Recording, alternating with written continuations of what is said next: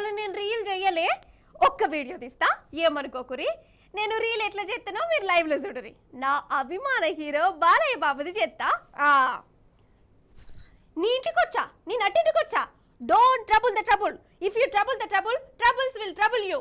I'm not the trouble, I'm the truth truth truth. జై బాలయ్య. ఇప్పుడు ఇంకొకటి చేద్దాం. కుమ్మా ఉయ్యాల కోనా జంపాల ఆర్యే జేయు రాజు కుక్కజు కుక్కజు. సాలిగా ఎక్కువైపోయింది.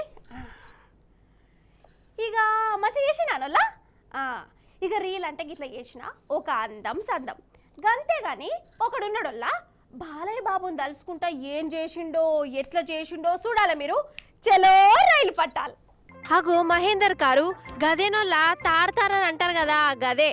మరి తారకారు రోడ్డు మీద పోవాలి, కానీ ఈడ చూడుర్రి పట్టాల మీద పోతుంది.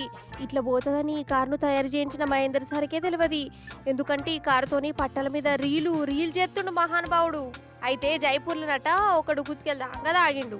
ఈ మహేందర్ తారకారును చేతిలో పట్టుకున్నాడు. పక్క పొంటి రైలు పట్టాలు కనబడ్డాయి. ఈ పట్టాల మీద రీల్ చేస్తే ఎట్లుంటది అని ఒక దిక్కుమల్ల ఆలోచన వచ్చింది. కథమిగా పట్టాల మీదకి తీసుకొచ్చిండు. కానీ అదేమో ఆ పట్టాల నడుమ ఇరుక్కపోయింది. అటుకెళ్ళేమో గూడ్స్ బండి వస్తుంది, ఈడనేమో కారు ఉన్నది. ఇక చెప్పురి కథ.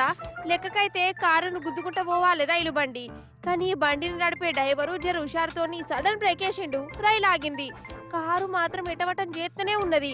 అండ్లకెళ్ళి ఈగెళ్ళు లేదు, ఆగెళ్ళు లేదు. ఇక వాళ్ళు వచ్చిరు. లాస్ట్కి ఏమైందో చూడురిగా.